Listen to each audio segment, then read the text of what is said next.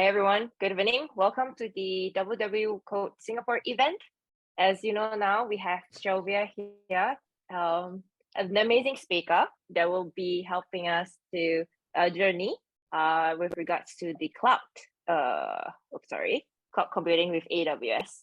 So warm welcome once again. And before we start, I actually would like to introduce a little bit about Women Who Code organization, our mission, vision, as well as our values.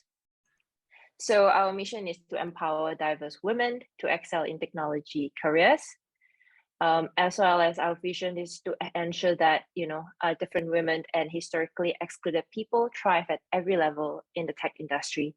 So our values we have that we hold quite dear to our heart. Four of them focus on our mission.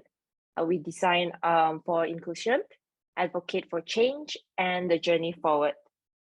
So as Shelvia sort of already introduced herself just now, without further ado, I would like to pass the presentation to her. But folks, if you have any questions, feel free to drop it on the chat, the Zoom chat, and then we will address it during the talk or after the talk as well. How about that? Hopefully that sounds good. So yeah, Shelvia, I'm just gonna pass it over to you then. Thank you. All right, let me share my screen.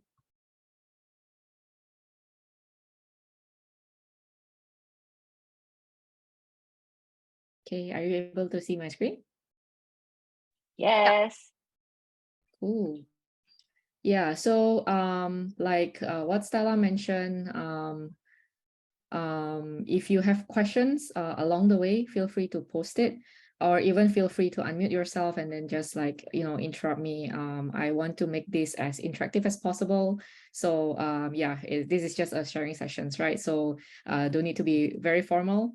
So yeah, let's get started. So yeah, just a quick introduction again about myself. So I'm Shelvia. I'm an associate solutions architect with AWS here in Singapore. And just a bit of introductions of what solutions architects do in AWS, right? So we are basically considered trusted advisors for our customers who are building their systems on the cloud, right? And we are also responsible for helping customers successfully implement cloud technologies with best practices in place, right? Because we want our customers to be successful in their journey in the cloud.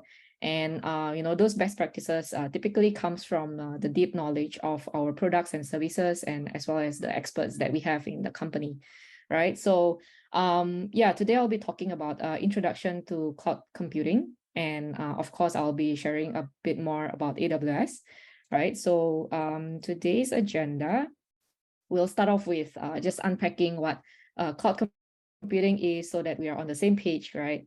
And then we'll then see why cloud, right? What's the benefit of cloud, and why AWS? And then we'll go into a bit more into the global footprints of AWS, and I will basically go through what that means, right? How is that beneficial to the customers? And then we will take a look at the compute in AWS, and then the beyond compute of what cloud technology can offer. All right. So what is cloud computing? This is the textbook definition, but I think it's a very good definition because it captures all the key features of what cloud computing is. So cloud computing is the on-demand delivery of IT resources over the internet with pay-as-you-go pricing, right? And instead of buying, owning, and maintaining the physical servers and data centers that you typically have, you can access and have access to these technology services such as storage, databases, your servers, your computing power, right, on an as needed basis from a cloud provider. So this is mouthful. So let me try to simplify it by having an analogy, right? So it is basically something like you using your electricity, right, at your home. So using electricity is something on demand, right? So you requested from the electricity provider that you want to use the electricity, right? So it's the same as cloud computing. It is a service that is on demand, right? And then with electricity, you probably will get a bill of that is based on the usage per month, right? as well as the same as cloud computing, it is also pay-per-use, right? And then you don't care about how that electricity comes about, right? Like the generator, how is it maintained? All those things are basically the responsibility of the electricity provider. The same with cloud computing. Cloud provider are the one that owns and maintains those physical servers and data centers, right? So all you deal with is basically just the services that this cloud provider provides, right? So to just have a comparison, right, with traditional on-premises infrastructure that you typically see. So all of these components, like these physical components of having a physical room that has enough cooling, the servers and all the cables and everything, right? They are owned by the company.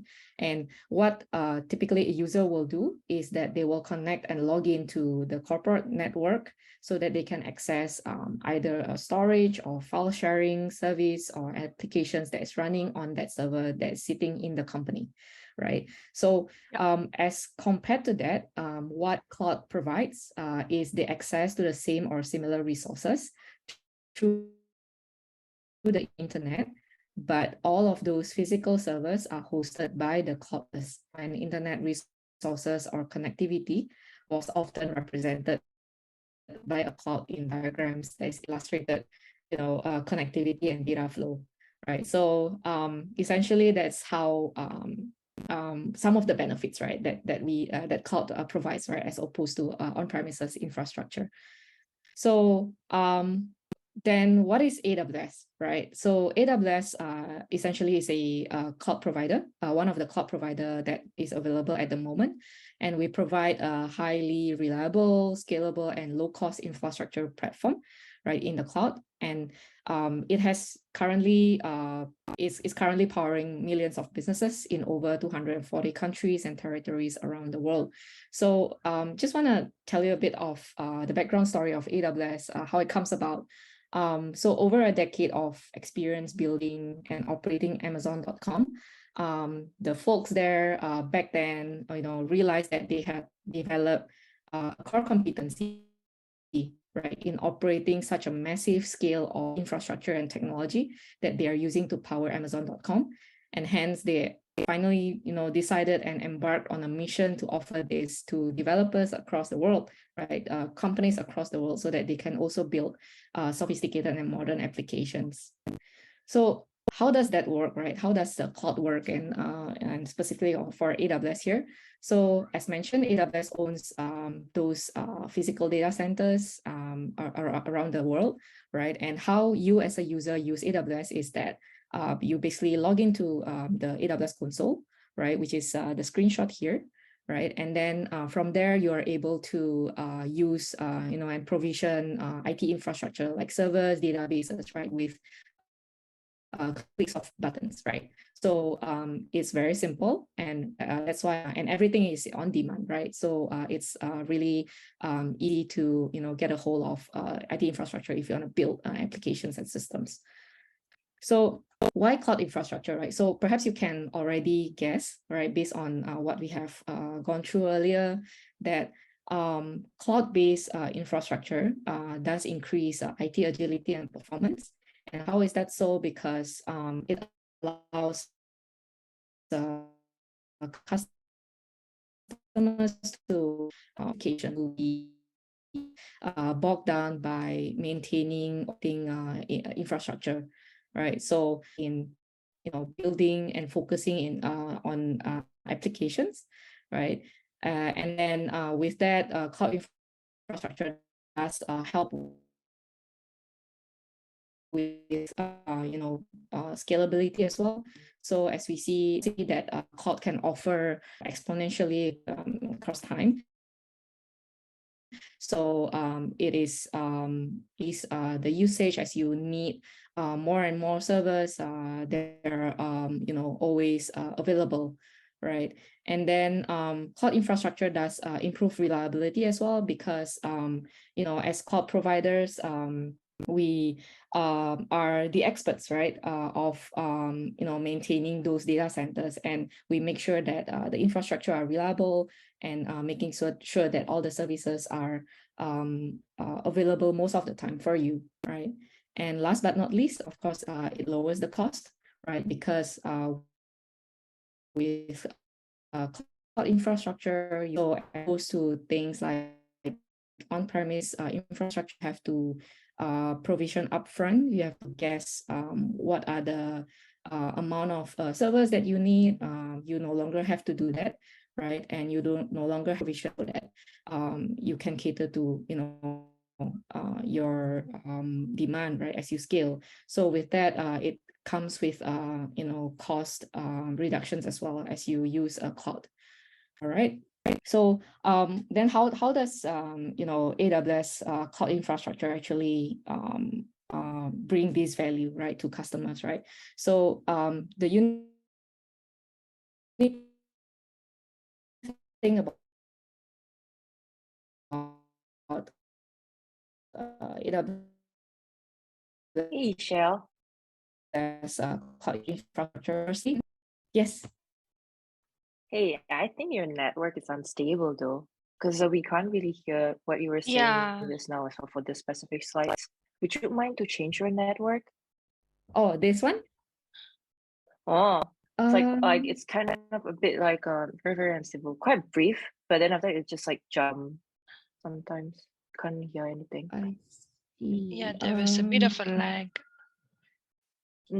I see. Okay, let me, I'm already at my home network actually. So you know what? Let me just switch off my video. Okay, let me just do it as well. Hold on.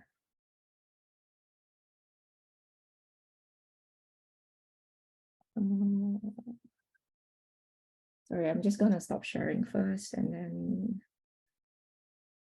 Sure. Okay. Where did I get disrupted actually?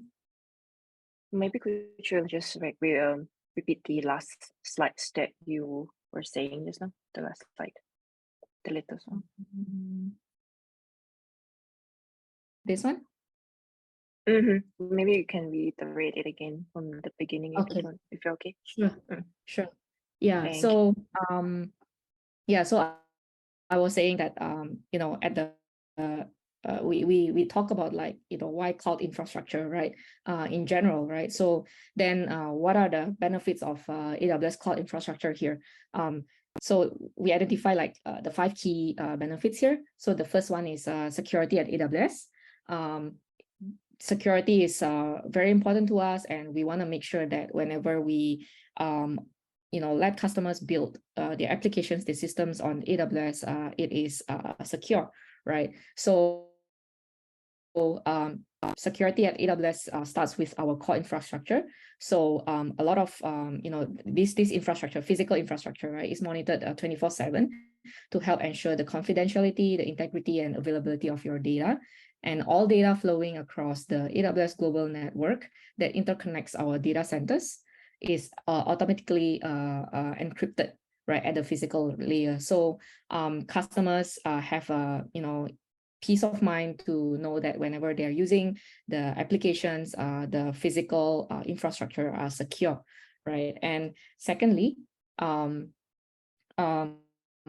the benefit of AWS cloud infrastructure is availability. So AWS delivers the highest network availability of any cloud provider, with 7 times fewer downtime hours from networking issues than the next largest cloud provider. I will talk a bit more of how we design our region and our availability zones later on, and how we achieve like availability with AWS infrastructure, right? And then the third one is performance, right? So AWS global infrastructure is built for performance. It offers low latency, low packet loss, and high overall network quality, right? And the next benefit is, of course, scalability, as I mentioned earlier. So the capacity, the AWS capacity is increasing, at an unparalleled rate, right? And this constant increase in capacity drives the increasing automations of AWS processes and operational practices. And last but not least, with our AWS infrastructure, it gives you the flexibility of choosing how and where you want to run your workloads, how and where you want to run your systems, right? And when you do, you have a choice of, either you need like just a small server or you need a big server. We have all of those choices for you, right? Hence, it is very flexible. And with that, all of this combined together, we offer at a low cost. And with that, it actually, we hope to bring that values, right, over to customers. Am I still okay? Yes. Yeah, Much yeah. better. Okay, cool. Let me know, okay, if I'm losing you. All Sure. right. Yes, yes. Yeah. Okay, so another thing that I want just to share about the unique point of AWS, we are uniquely customer obsessed, right? And by saying that, we actually walk the walk, right?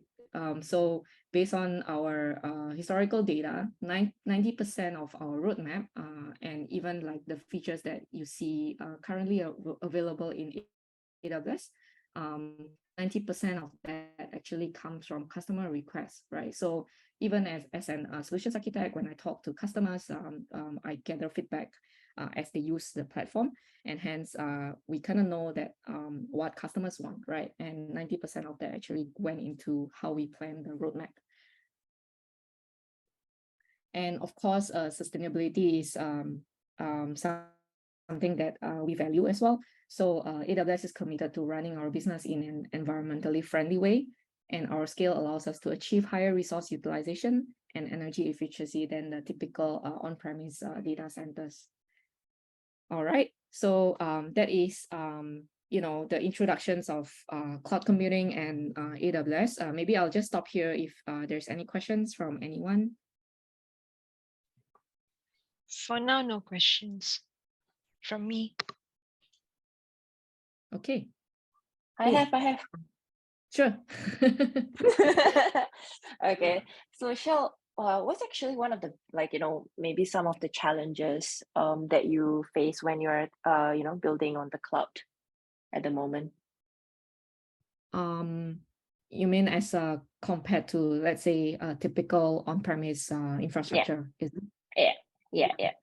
So of course there are still transferable skills, right, that you typically use from the way you build on premise as compared to the way you build on cloud. So things like your applications deployments, your your programming best practices, those are still required, right, when you build on the cloud. But what is different is that with cloud, there are plenty of services, right, that you can use differently as compared to like on-premise. So for example, for instance, there is serverless nowadays, right? Serverless services, right? So when we talk about serverless, it basically means that you don't have to maintain the infrastructure anymore when you're running your applications. So one case in point is Lambda, right? So AWS Lambda, it allows you to basically run codes, right, without having to maintain like a server, right? So typically on premise, when you run, say, like an applications, you still need to maintain your infrastructure, meaning like your OS patching, your security patches. You still have to make sure that they are done regularly, right? Whereas for cloud, when you leverage on those services that offer a bit more value, like serverless services, then you don't have to do that anymore. You can focus on just building your applications. Yeah. All right, thank you. And anyone want to have any other questions? All right, I guess we can then move on then, Shell, to the next session. Sure. Thank you. Yeah. So yeah, so I mentioned a little bit, right, on our previous slides on, you know, the AWS global reach, right, the global footprints that we have. So why does that matter, right? Let me just go through what we have now, and I will share a bit more why it matters, right? So with at the moment, we have 31 regions in AWS, right? And these regions typically refers to you know, a bunch of data centers that is sitting in one part of the world, right? So for example, over here in Singapore, we have Singapore region, right? And then last year we launched you know, a region in Jakarta, Indonesia. And then recently, actually just probably 2 weeks ago or a week ago, we launched a region in Melbourne, right? So yeah, so basically region, it basically allows customers from across the world, right, to build their applications that is closer to where the users are, right? So if you see about, like, you know, when you care about latency, when you care about your users experience, typically you want to build systems, you want your systems to run from where your users are, right? So with regions, you are able to do that, right? Because we offer a lot of regions across the world. And then you can also leverage on, you know, multiple regions to make sure that you are disaster proof, right? So for instance, if something happens on one particular regions, your applications will still be able to run and serve your customers or your users if you are running that same applications from another region, right? And so the AWS region, right, it's basically comprised of multiple availability zones as well, right? So availability zones essentially are a bunch of data centers that are, you know, uniquely located at about 100 kilometers away from each other. That is basically something that is, you know, a design that is specifically built that way. It's because we want to make sure that our services can run you know, with a high availability and highly scalable as well, and also with high fault tolerance, right? So for instance, like a region in, let's say, Singapore, right, we have 3 availability zones, right? So we have A, B, and C, right? So for other regions, there might be more than 3, but most of the time it's 3, but it's at least 2, right? So with this, say if you're running an application on Singapore region only, you have a choice to make sure that your applications are also highly available, because you know, when you can run it on a different AZs, right? Okay. Yeah, so these are just some of the features of availability zones. So each of these AZs, they are you know, isolated and physically separated within a geographic area, right? And then an AZ is basically one or more discrete data centers, right, with redundant power, networking, and connectivity in a region. So when, let's say, one AZ is down, it doesn't affect the other AZs, right? That's how we achieve that high availability. And we also make sure that, you know, the connections between the AZs has a high throughput and low latency.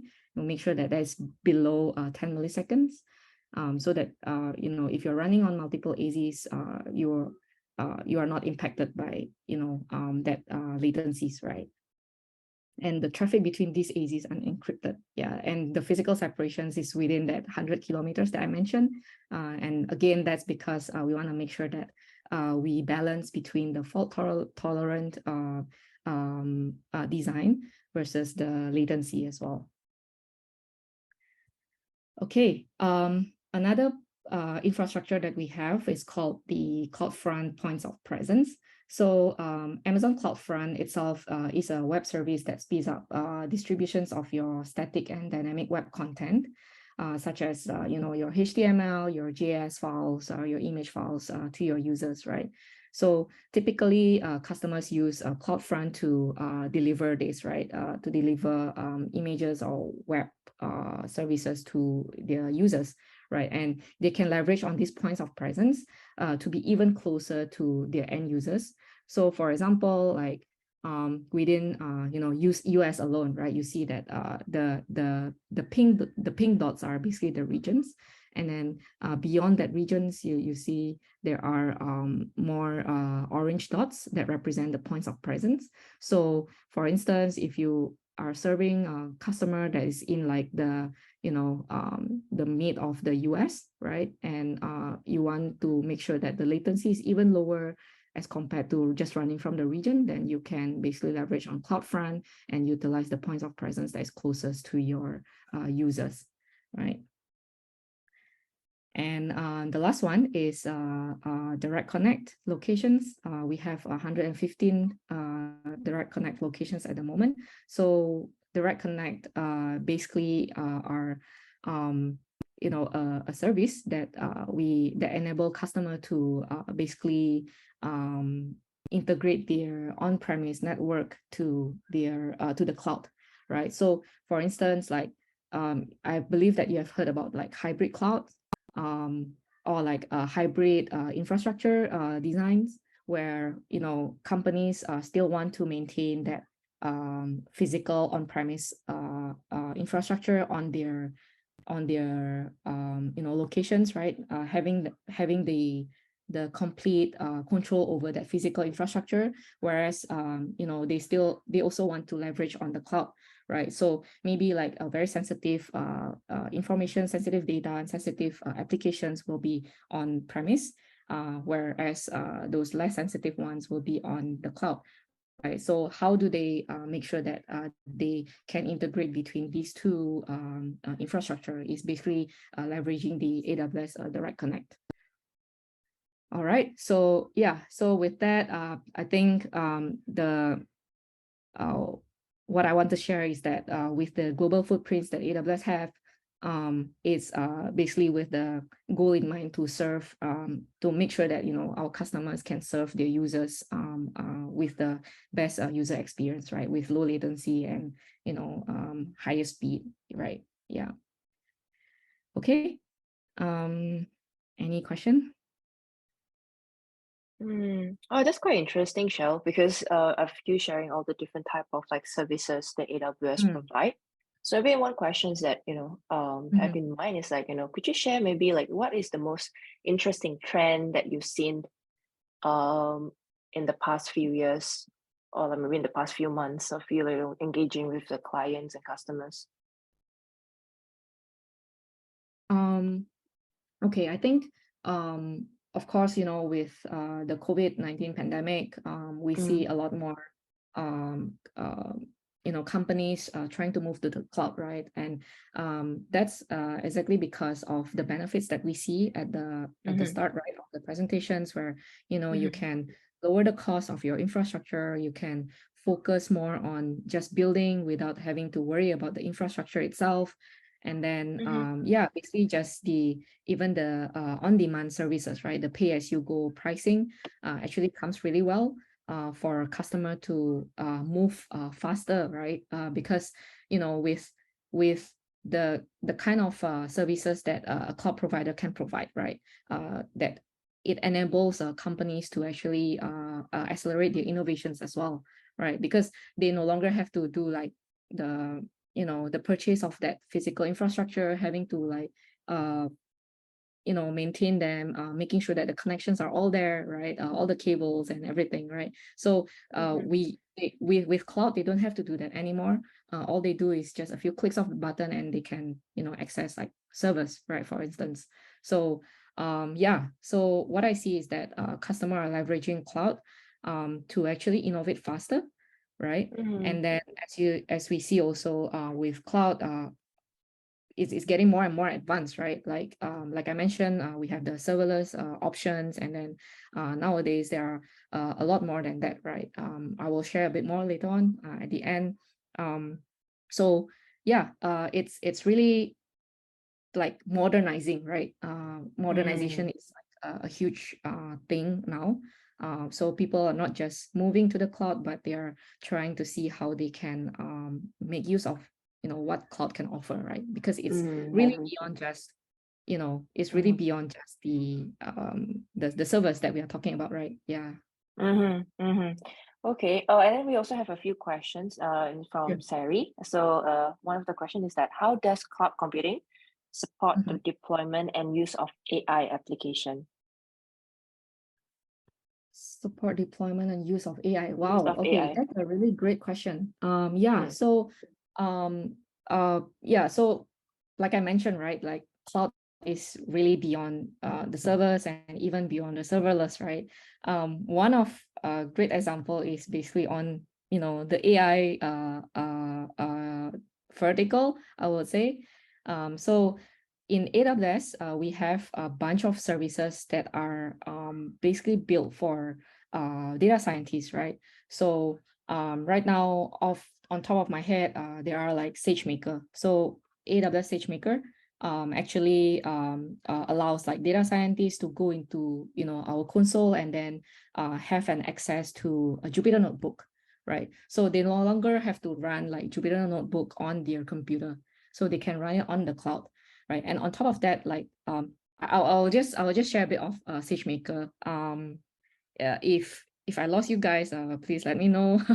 I'll try my best. But yeah, so with SageMaker, it actually now is like really advanced because it actually covers like a end-to-end machine learning deployments. So like from your data cleaning, right, or your data wrangling, we have a service for that, right? That allows you to do it on the cloud. And then after that, we have the Jupyter Notebook, or like a studio or low code, no code platform for you to build your machine learning models, right? We have that as well. And then on top of that, we have the inference. So, you build your models, it's ready to be used. How do you serve it to your users, right? So we use the inference. So with just SageMaker, there's actually an end-to-end service that allows you to do from feature-like selections, model training, and the deployments to the users. Yeah, and that's just one single service that I can share today. There are plenty more.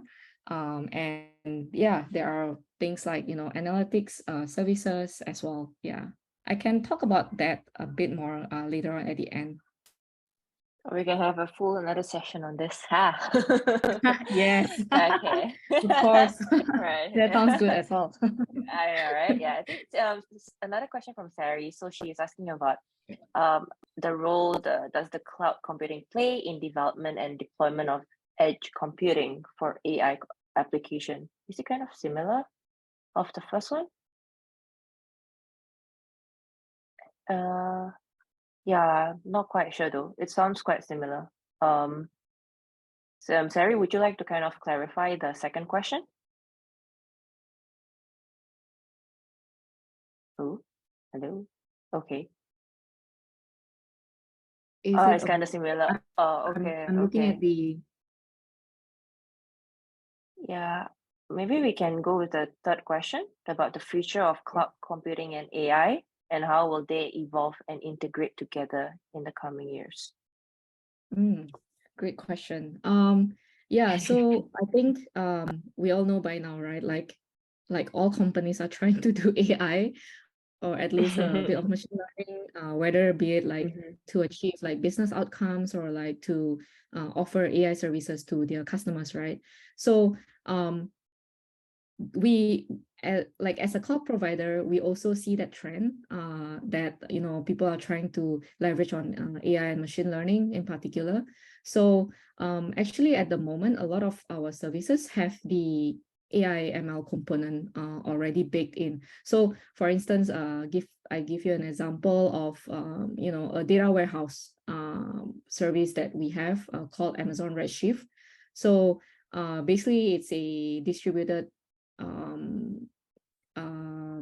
data storage, right, of basically a data warehouse, right, but it's a distributed storage, right? And if you look at data warehouse in a traditional sense, it is basically just to house your data, right? Your big data. And perhaps you want to do a bit of, analysis using the SQL commands, right? Or like you want to aggregate some data from multiple sources. That's what you typically do with a data warehouse, right? To generate whatever reports that you need. So what we do in AWS for Amazon Redshift alone, right? We have a ML capability built in. So for instance, you wanna do like a quick forecasting or like predictive models, right? Just a normal plain, regression kind of model. Then you can actually use that out of the box from Amazon Redshift. Yeah. So yeah, I do see that to answer that question in a more direct way, I think that cloud computing and AI I think AI is gonna be baked into a lot of the cloud computing services in the years to come, because it has already started. Yeah. Awesome. Thank you. Yeah. And as I mentioned earlier, we have a lot of AI or data related, big data related services. We also want to enable customers to leverage on their data. Yeah. Thank you, Shah. So maybe before we move on, there's last one. It's from Sally. Is it about working via internet services? I think she was referring to the statement that we mentioned just now with regards to the trend, and then I think you were mentioning about people are now moving and ensuring working via remote. Is that correct, Sally? Would you like to kind of like clarify this question though? Like which particular statement are you looking at for like working via internet services? Mm. Oh, is cloud like using internet service instead for working?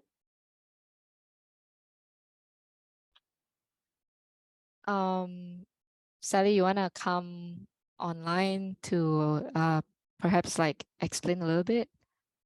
Yeah. Okay. Okay, yeah. If you are comparing to like a server that's probably sitting with, in a premise of your company, then yes, it is. So all of these services they can be accessed online, yeah, via internet, yeah. But again, there are plenty of services, right? Even in terms of networking, there are actually ways to make sure that perhaps only your corporate network can go into the cloud. Yeah, there's a lot to unpack there. But yes, just to put it simply, we can start with that. Yes, it is via the internet. Yeah. Awesome then. All right, then I guess shall we can. Oh, is DevOps an entry-level job in AWS or other companies?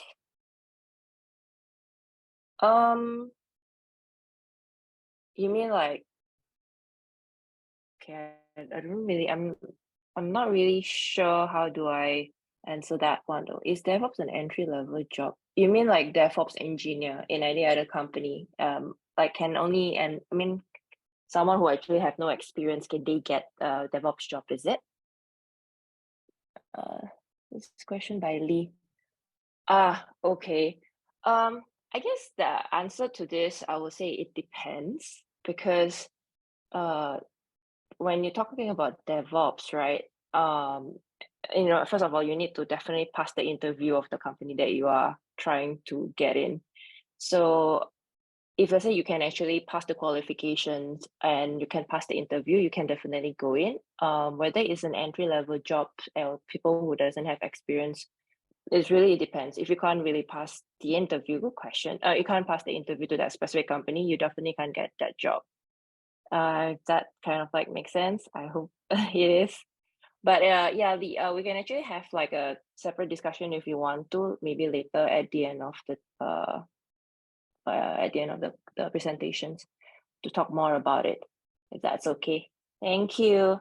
All right, then I guess Shell, we can move on to your next presentation. Yep. Yeah, we're a bit running behind time. So I think I will just you know just skip some of the things, right? And I also want to show you how it looks like, the AWS console, and how you run a simple Node.js applications on AWS, right? So let me just quickly go through what compute in AWS is, right? So first and foremost, we have a few choices for compute, right? So the first one is Amazon EC2, so Elastic Compute Cloud. Yeah, and basically Amazon EC2 is a virtual server instances that is running on the cloud, right? So that is as closest as you can get if you compare it to the in-house or on-premise infrastructure, right? And then the second one is Amazon ECS, EKS, and Fargate. So ECS itself is Elastic Container Service, and EKS is Elastic Kubernetes Service. So if you are familiar with container technology, when you're building applications, this is what you'll be seeing a lot, right? If you move to the cloud. So yeah, so things like ECS and EKS, right, are those kind of services that I also see a lot of customers are trying to leverage now, because it helps more in terms of not having to maintain like your infrastructure, right? Like I mentioned, not having to maintain your OS patching, your security patches, and everything, right? And then with ECS and EKS, it actually helps with orchestrations of your containers, right? Again, that if we want to go deep into that, that is another session.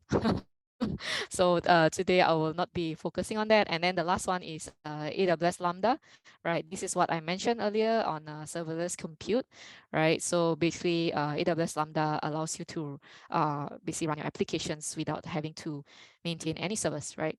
That's why it's serverless. So you only focus on your coding of that application, right? So I will start off with just EC2 today, just to give you a flavor of what how to run an application on the cloud, right? So this is the simplest one, and EC2 again is just a virtual servers, right? You can run Linux, Windows, or Mac OS, and it comes with ARM based architecture, or like the x86 architecture, and there are also different categories of EC2. So some of them are for general purpose or workload optimized. I will talk about this later on. And then there are also choices of using virtual servers that is of bare metal type, right? And then it also comes with the disk and the network capabilities, right? So we'll not spend too much time. So in terms of instance type, in terms of EC2 instance type, you have different categories here. As you see at the top, you have the general purpose, meaning that it has a certain characteristics, right, to cater to an application that is more generic, right? And then you have the compute optimized. Perhaps you're running applications that are heavy on compute, hence you might want to use the compute optimized type, right? There are also memory optimized, accelerated computing, or storage optimized, right? So yeah, so just going back to talking about AI and cloud computing, right? As you see, there is a bunch of instance types that are meant for those kind of AI model training, machine learning, model training, right? So those that's why we have this accelerated computing instance type, right? It's basically to support that kind of use cases.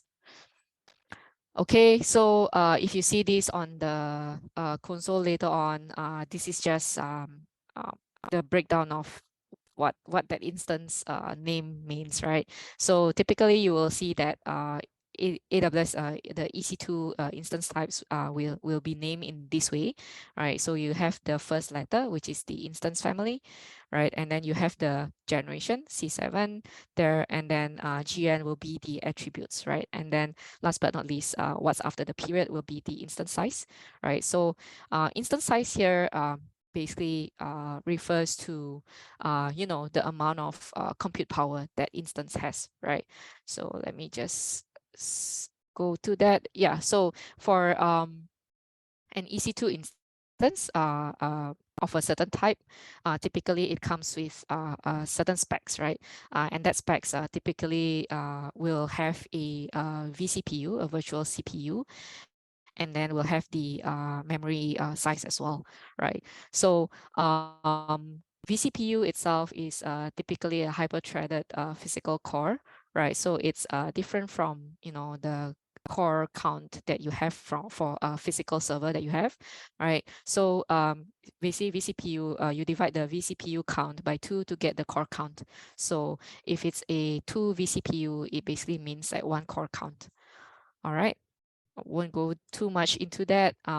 Yeah, and then there's also the memory and storage that you typically have when you have a physical server, right? So the same likewise in EC2, you also have certain instance type that has the specs of the memory, right? So for the cloud, for EC2, we have the memory that's presented as the GB bytes, right, instead of the gigabytes, right? So that is the translations. And then for the storage will be allocated as as a drive, right? And that is basically utilizing the Amazon Elastic Block Storage service, right? So you can basically have an instance, and then you wanna say allocate a certain storage to that instance. That is the instance volumes, right? So yeah, when you are creating that instance, this is where you define it. Okay. So EC2 operating systems, at the moment, it covers this OS so far, right? So you're probably familiar with like Windows servers, Amazon Linux, and then we have Debian, CentOS as well, Ubuntu as well. Yeah. Okay, so how do you compare that, right? The EC2 with a physical server. So typically a physical server will have all of this, right? Will be accessible to you. So where does a EC2 instance live, right? It's basically lives on top of the hypervisor. Okay. Yeah, this is FYI. If you have more questions, we can definitely take these discussions after the call, but not going to go deep into this. All right. So yeah, so is that all that is to AWS Cloud? Is it all just EC2? Is it just all about servers, right? So just to share a bit of statistics here, right? 80% of developer time is operations and maintenance today, right? But what we want to go in the future, and what we are seeing a lot of companies are trying to go in the future, is having the developers just focusing on the business logic, right?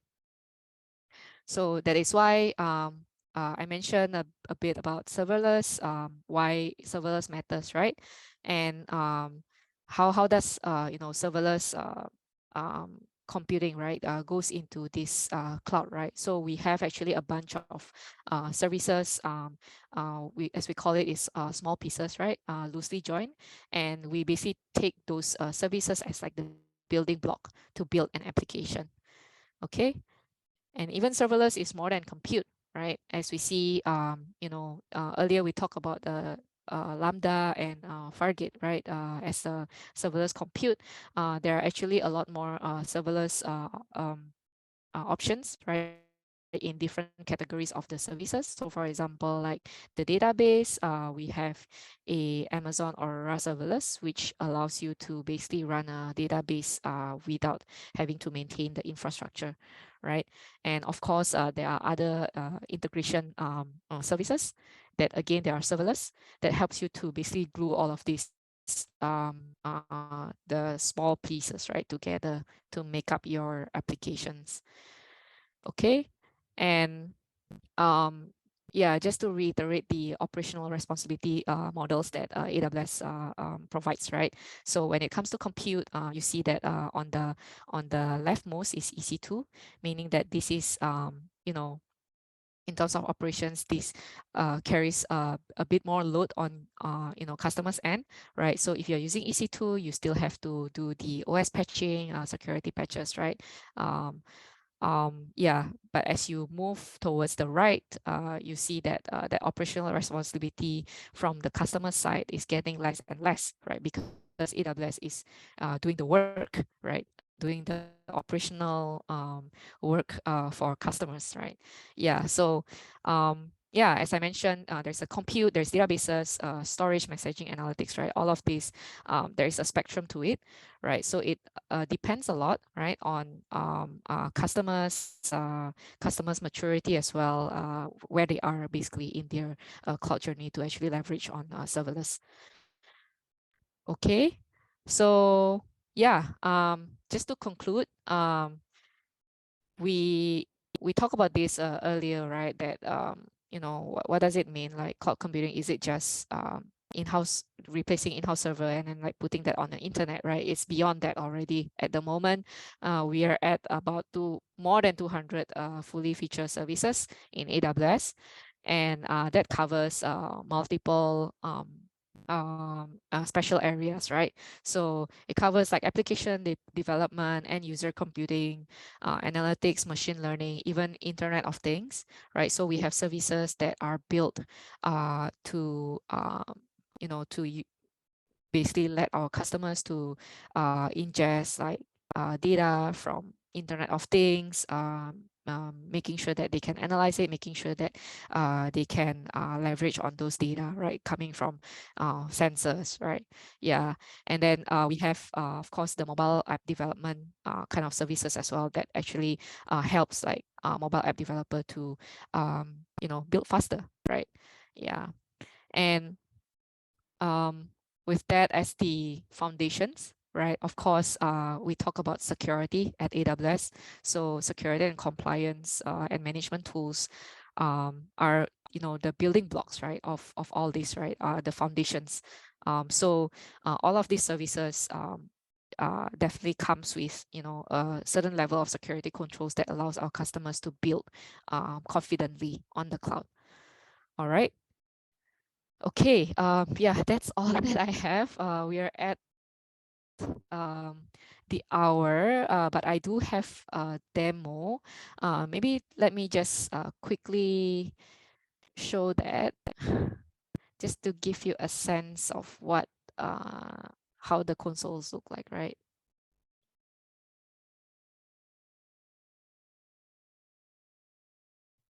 Give me a second.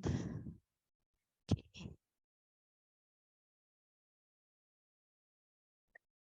Okay. I guess while Shelvia setting up, I think there's one question. Laiba was asking whether AWS is helpful for front-end developers. I guess Laiba, like just now as Shelvia mentioned as well that AWS has services for app developers and that could actually leverage or help app developer code faster by deploying those applications. So I guess to that I answer your question. I would say that it could be helpful to a certain extent for a front-end developer.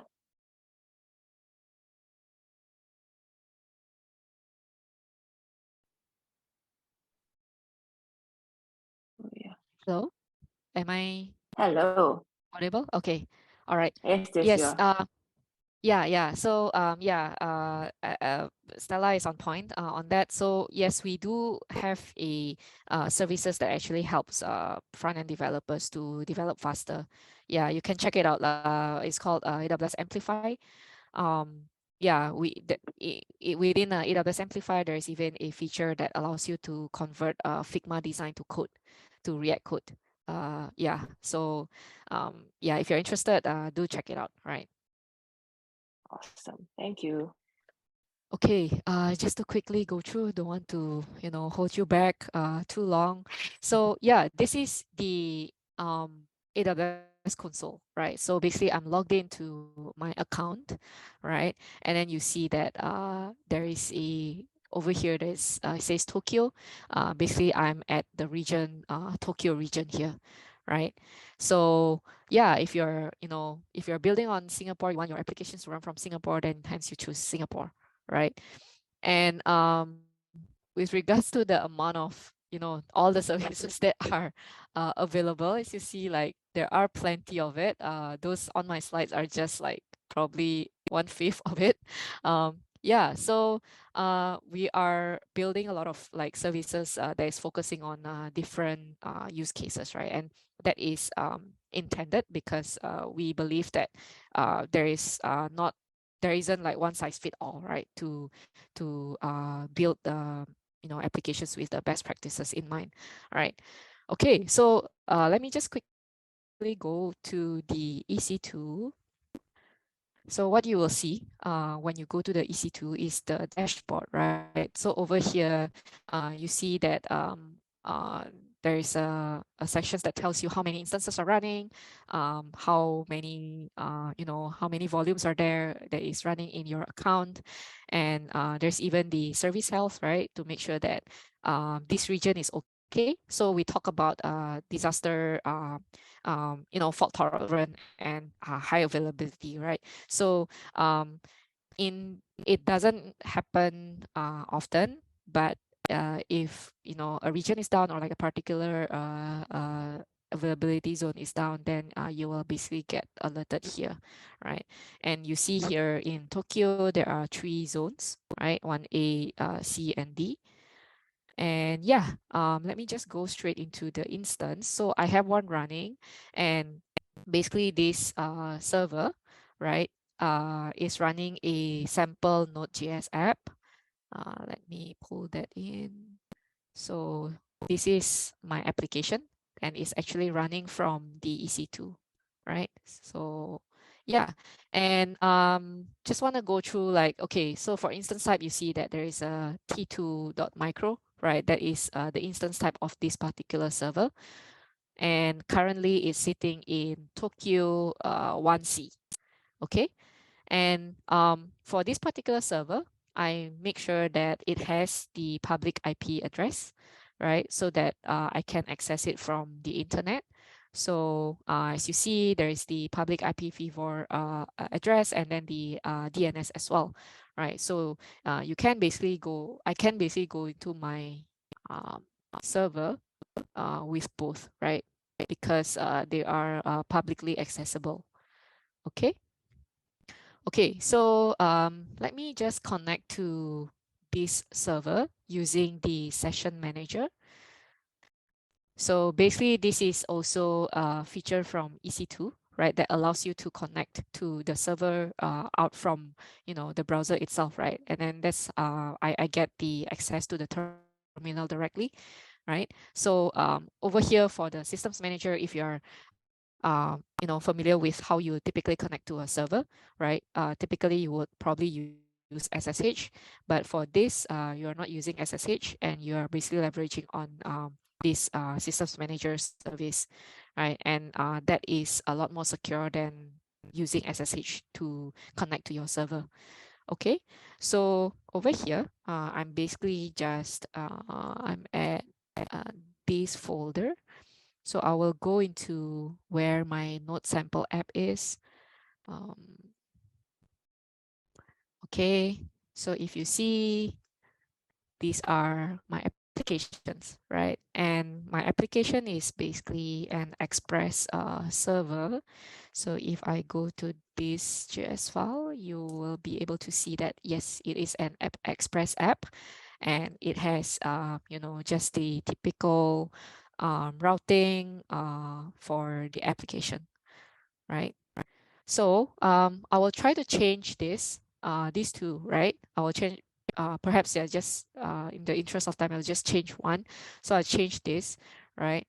So what typically will happen is that if you want to change like your UI of this application, right, you will edit the HTML file, right?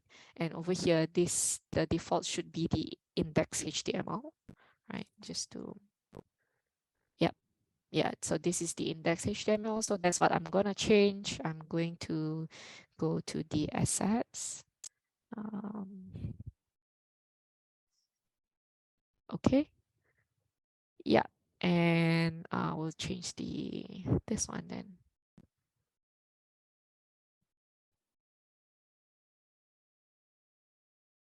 Okay, our women who could. Okay, I will save that, right? And when I go back to my application, this is change, right? So basically, this is just to let you see like how we are accessing the applications that is running from the EC2 instance. Okay, so yeah, maybe I will just change the other one for completeness sake.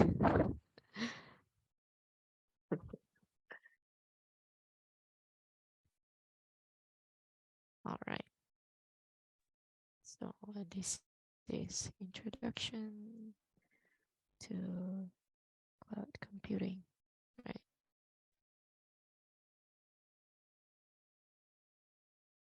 AWS.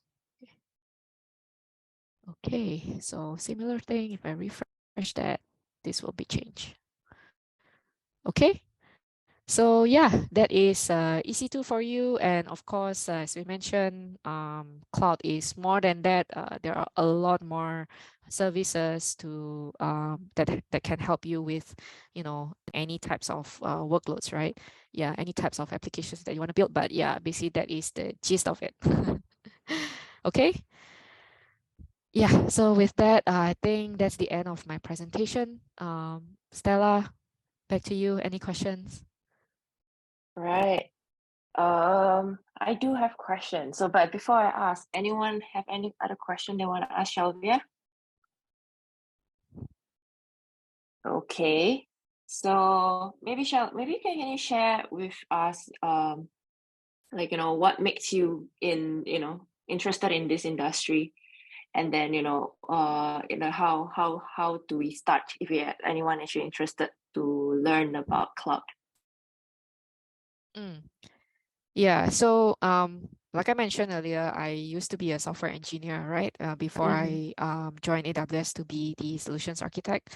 So I think as a solutions architect in the cloud industry, especially right now, I get to see how people build, right? So I get to see like how a lot of companies are actually leveraging on the cloud, right? And how do they build on the cloud? So that is particularly interesting to me because as I mentioned, even though like there are transferable skills, there are similar things that you're doing on the cloud, architecturally, there are different considerations, right? Because again, you want to leverage on the cloud. So yeah, I think that's what kind of interests me at the start. And, as we speak, like cloud is actually still very new, right? Even though, it's been around for like, what, 15 years or so. But what I see so far, right? The journey is still long, right? We are nowhere close to like, mature industry, right? So yeah, it is still growing, and we still see a lot of requests from customers, right, saying that hey, why don't you build this for us, right? What do you have this particular service that will be very helpful, right? Yeah, so there are a lot of those kind of conversations happening, and yeah, it's exciting, right? Because it is really driving the digitalizations forward. Yeah. So, like, what kind of advice would you have for others if they want to set off in a similar direction? Yeah, so actually for cloud, for AWS, we do have a free tier offer, right? So basically, if you sign up for an account with AWS, there are certain resources that you can use for free for a certain period of time. Let me see if I can pull that link out. Okay. So yeah, so you can actually leverage this free tier, right, to just tinker with AWS, right, and then basically get familiar with what it is and how you can use it. Yeah, and there are also a bunch of training materials that are also available for free that is from officially from AWS. Let me see. Let me see if I can get that up.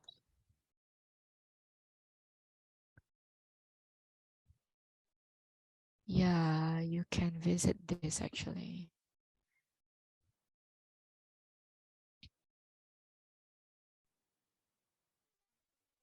Yeah, you can also sign up for an account with the AWS training, and yeah, a lot of those courses are free. Yeah. Nice. Seems like there's a lot of things we can do now. Um, Yeah. One thing that I want to call out as well. So you have probably heard about like people taking like certifications as well. So certifications is also one of a good way to to learn, right? Because by learning for the certifications, you actually get familiarize yourself with like the cloud and how it works and what are the features that it offers. Yeah. Is there like the first certificate everyone have to get? Like, as like a sort of like 101 to the cloud. Yes, there is actually. So, hold on, let me see if I can get that page as well. So there is like a path that typically we see people do. Okay, let me just share. Can I share my screen? Oh, sure. Yeah. So if you see here, yeah. So if you see here, these are the available AWS certifications, right? So the foundational one will be the cloud practitioner, right? So as you see, no experience needed. This is very introductory level, right? And then typically people will move to associate, right? Associate level of the certifications. So over here, you see there are three. Solutions architect that is focusing more on architecting. And then the developer that is focusing more on like the services that a developer will use typically. And then the sysops administrator that is focusing on what a sysops administrator will do, right? And then after that, typically people will move on to the professional level, right? So this is basically a layer more advanced than the associate. So you see that there is a solutions architect professional. So again, this is also focusing on architecting, but it requires you to have a bit more familiarity, a bit more knowledge on the cloud, right? And then there's also the DevOps engineer professional, right? And then once you have that, typically then people will actually try to think about taking the specialty, right? So specialty, as you see, it focuses on a specific domain area, right? So things like advanced networking, data analytics, database, yeah, and so on and so forth, right? So you don't have to do it this way, like foundational, associate, professional, then specialty. Like it's not like required in that way, but yeah, that is the typical path that you will see in terms of the level of complexity that is required. Yeah. Awesome. Okay. Sure. There's another question. I think Liz asking, is your current role more sales oriented or implementation oriented? Currently it's more it's if it's between the two, it's more sales oriented because I don't implement projects for customers. We have a separate team that is working on that called professional services. But for my side, it's I wouldn't say it's also sales oriented because I'm supposed to be the trusted advisor to the customer, right? Instead of a trusted advisor to AWS, right? Because again, the company believes in being customer obsessed, right? And that's why the kind of thing that I do for customers are basically for the benefit for them, right? Yeah. Okay, so thank you, Shell. Any other last question? Okay. Lee is asking why made you decide? What makes you decide to switch from software engineer to solution architect? Yeah. So so like I mentioned, to be an SA in AWS, right? I get to see discussions on an architecture level more as compared to software engineers. So I guess that is what is meaningful to me at the moment. So, and apart from that, the fact that the cloud industry itself is again exciting, right? Because it's a growing industry, and you get to do a lot, you get to see a lot. Yeah. So I guess that's what makes me switch, right? Okay. All right. Now it's already 8:18. I also don't want to hold all the people up for dinner. But before, thank you, Shelvia, for your time today to share about your journey with the cloud. And folks, before you leave, could we get your help in filling up the feedback form? Let me try it. Yeah. Feedback form of the event, and definitely if you're interested to learn more about cloud and specific things, especially based on the information that Shelvia shared just now, please feel free put it onto the specific feedback form. Then we can see what kind of next session that will be beneficial for you folks in the future. And after that, maybe Shel, could you share maybe your LinkedIn on the chat so that they know how they can actually reach out to you if they maybe require any further questions or things that they want to ask. I just posted it. Amazing. Thank you. Amazing. Okay, so feel free to just drop me messages on LinkedIn. If you have any questions, or you just wanna go for a coffee just to reconnect, or just to chat, feel free to. Amazing. Thank you, folks.